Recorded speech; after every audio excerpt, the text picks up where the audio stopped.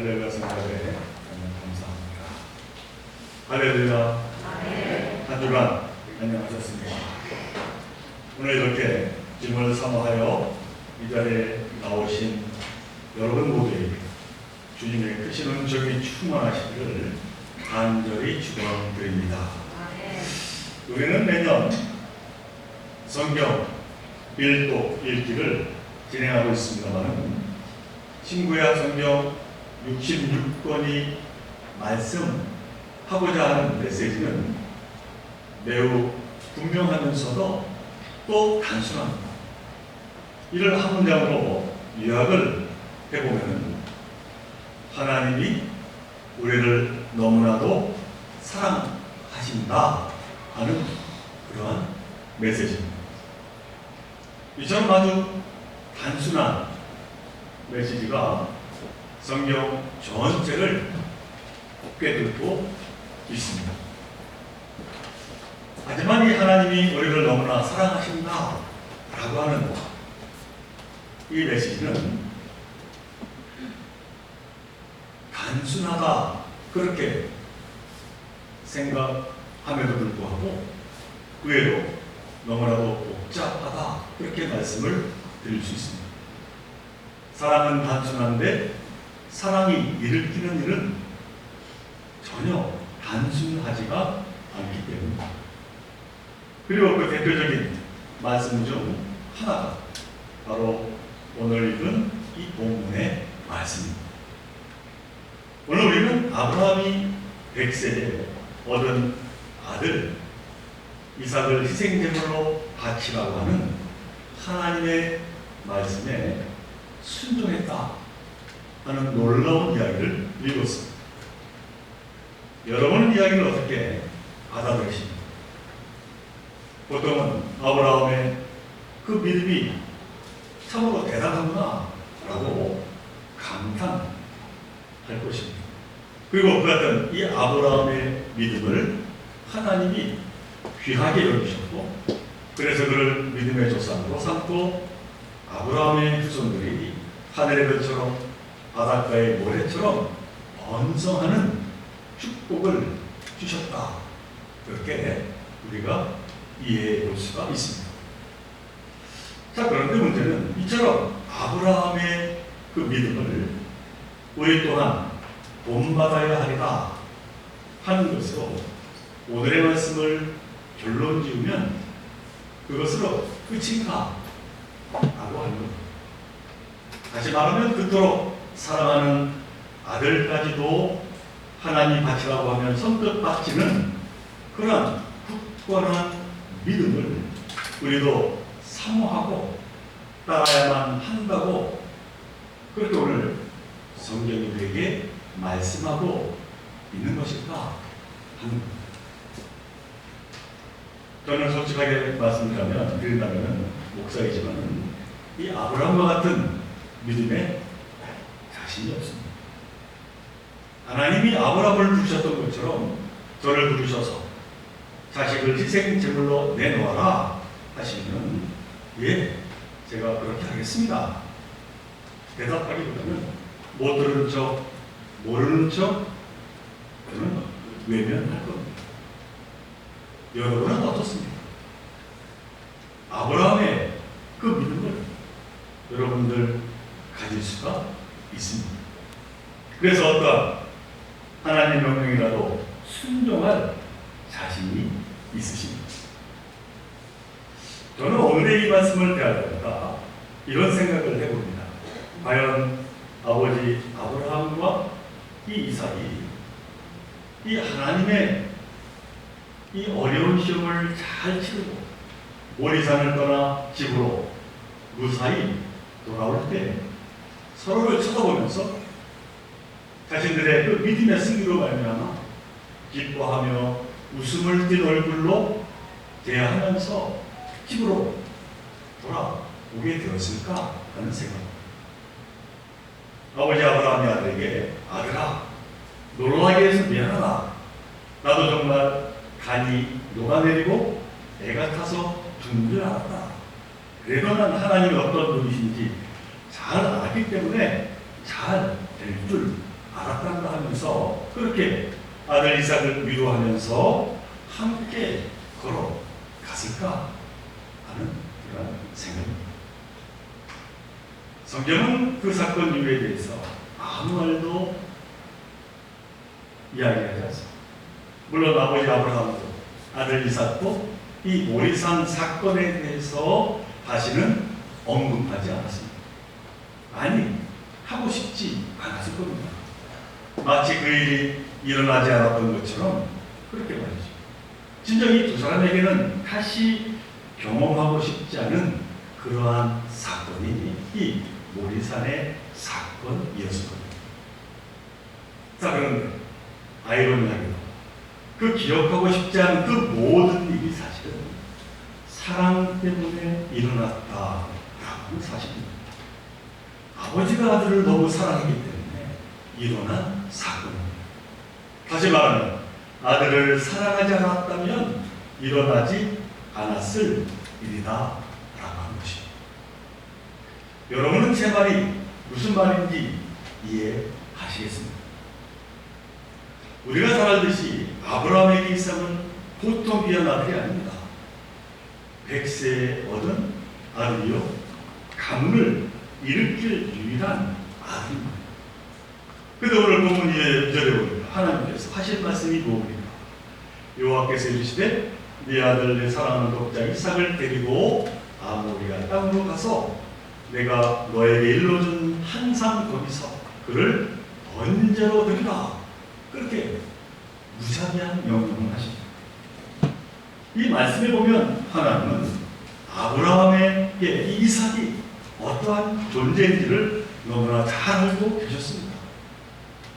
이삭이 아버님 이름도 알고 계셨고 늦게나마 하나님이 약속하셔서 주신 독자요 너무나도 사랑하는 아들입니다. 그런데 바로 그 늦게 얻은 사랑하는 외아들을 바치라 지금 요구하신 겁니다. 오늘 본문을 보면서 저는 이러한 가정을 해봅니다. 만약 누군가가 사랑하지도 귀하게도 여기지 않는 하찮은 그 어떤 것을 바치라고 한다면 어땠을까 하는 겁니다. 아마 그 바치는 것이 별반 어렵지 않았을 겁니다. 그렇지 않겠습니까? 그게 고민할 필요도 없을 겁니다. 쉽게 바칠 수가 있을 겁니다. 그리고 이는 사실 바친다 라고 표현할 필요도 없습니다. 그냥 편한 마음으로 드릴 수 있을 겁니다. 어떠한 긴장도 없이 아닙니다. 자, 그런데 오늘 본문에 보면 하나님은 이 아브라함에게 가장 소중한 아들을 바치라고 하십니다. 이는 다시 말하면 하나님은 누구나 부담 없이 바칠 수 있는 것, 그냥 편히 거저 줄 수 있는 것을 요구하지 않으셨다는 말씀입니다. 왜냐하면 그것으로는 결코 시험이 될 리가 없기 때문입니다. 그래서 하나님은 아브라함에게 최고로 소중한 것, 곧 아들 이삭을 바치라고 하셨다라고 하는 사실입니다. 이는 결국 하나님의 요청은 아브라함이 이삭을 그토록 사랑하지 않았더라도 그냥 무관심한 그러한 별 볼일 없는 아들이었다면 일어나지 않았을 수 있을 그러한 일이라고 합니다. 그러나 하나님은 이 아브라함에게 이삭보다 더 소중한 것이 없다라고 하는 것을 너무나 잘 아셨기 때문에 바로 그 이삭을 요구하게 되신 겁니다. 그런데 이 같은 시험은 사실 무엇을 뜻하는 것일까요? 이것은 역설적으로 하나님이 아브라함을 그 누구보다 사랑했기 때문에 일어난 사건. 그래서 이 같은 최고의 난제 시험을 이 아브라함에게 요구하시게 되었던 겁니다. 이는 우리도 마찬가지입니다. 내가 누군가에게 사랑의 시험을 한다면 굳이 전혀 사랑하지 않는 사람을 시험해 볼 필요가 뭐 있겠습니까? 사랑하기에 요구하고 사랑하기에 시험도 해보고 싶은 것이 아니겠습니까? 그것도 내가 가진 모든 것을 그 상대방에게 다 주려는 그 사랑의 마음을 가지고 있다면 분명히 상대방이 나를 진정 사랑하는지 한번 살펴보고자 하리라 하는 생각입니다. 그러니 결국 가장 소중한 것을 바치라고 요구하는 것은 바로 그만큼 상대방을 사랑한다고 하는 표현입니다. 그러므로 하나님 아브라함을 사랑하는 만큼 그만큼의 너무나도 힘든 시험을 지금 치르게 했다라고 하는 사실입니다. 그러나 그 같은 하나님의 결단은 결코 쉬운 결단이 아니셨을 것입니다. 왜냐하면 아브라함이 이 아들 이삭을 절대 드릴 수 없습니다. 그렇게 강하게 그 시험을 거부할지도 모르기 때문에. 그렇게 되면 하나님은 어떠하시겠습니까? 그토록 사랑했던 그 아브라함을 한순간 잃어버리게 될 것입니다. 그러나 그럼에도 불구하고 오늘 본문에 보니까 하나님은 이 아브라함을 시험하시고자 작정하셨습니다. 그만큼 아브라함을 너무나 사랑하고 믿으셨기 때문입니다. 그리고 이처럼 하나님을 향한 이 아브라함의 사랑을 확인해야만 하는 또 다른 너무나도 중요한 이유가 한 가지가 더 있었습니다. 그것은 다른 게 아니라 그토록 사랑하는 이 아브라함, 믿음의 조상으로 세워야 하기 때문입니다.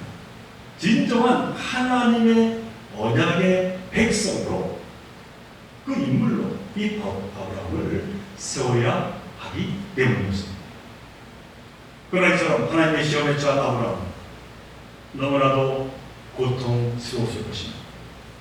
당연한 아버지의 심정입니다만은 오늘 보면 3절의 말씀이 이 아브라함의 그 심리의 상태를 간접적으로 보여줍니다. 아브라함이 아침에 일찍 일어나 나에게 안장을 지우고 두 종과 그의 아들 이삭을 데리고 번제에 쓸 나무를 쪼개 가지고 떠나 하나님이 자기에게 일러주신 곳으로 가더니 하는 말씀입니다. 그러니까 이 아브라함이 아침에 아주 일찍 일어나 길을 떠났다고 성경은 말합니다. 우리는 여기서 무엇을 엿볼 수가 있습니까? 아브라함 밤새 한숨도 자지 못했다는 겁니다. 밤새 벙민한 겁니다. 너무나 고통스럽기 때문에. 그렇지 않겠습니까? 사랑하는 아들을 제물로 바쳐야 하는 자녀들 오겠습니다. 아마도 이 모리아산으로 가는 3일 내내 아브라함 아들 이삭에게 말하는 것을 아꼈을 겁니다. 아니 무슨 말을 할 수가 있었겠습니까? 그런 아버지를 바라보는 이삭 또한 어떠했을까요? 평시와는 너무나 다른 이 아버지의 원리를 대하고 이 이삭 또한 의아해했을 것입니다. 사실 따지고 보면 아브라함 길을 나서는 그 순간 이미 아들을 하나님께 바쳤다고 볼 수 있습니다. 그리고 자기 자신 자체도 하나님께 바쳤다고 볼 수가 있습니다. 그런 참으로 비극적인 운명의 짐을 지고 아브라함은 모리산을 향해 나아갔습니다. 이제 모리산에 도착한 아브라함이 장작을 쌓고 그 위에 아들 이삭을 올려놓았습니다. 그리고 칼을 주었습니다. 오늘 본문 9절로 10절 전반부의 말씀입니다.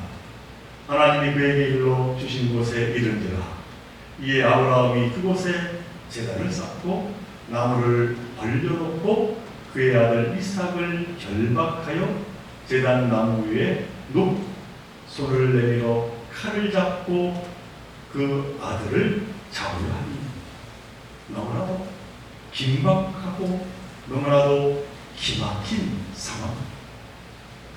그런데 바로 그때 하나님 사자를 통하여 황급히 이 아브라함에게 소리쳤습니다. 오늘 본문 12절 전반부의 말씀입니다. 사자가 이르시되 그 아이에게 내 손을 대지 말라. 그에게 아무 일도 하지 말라. 이 명령이 무슨 명령입니까? 하나님을 향한 너의 사랑이 증명되었으니 더 이상 아들 이삭에게 손을 대지 말라는 겁니다. 그리고는 뒤이어 이렇게 칭찬합니다. 내 아들 내 독자까지도 내게 아끼지 아니하였습니다. 내가 이제야 내가 하나님을 경외하는 줄을 아노라. 사랑하는 종교생 여러분, 사랑하는지 사랑하지 않는지 이 상대방의 마음을 확인해 보려는 그 마음보다 더 절실한 것은 없을 겁니다. 내가 너를 너무너무 사랑하기에 이렇게 시험한다 하면서 말입니다. 그러나 만약 그 시험을 치르는 상대방, 그만 그 시험을 이기지 못하고 실패한다면 어떻게 되는 걸까요? 미루어 짐작해 보건데요.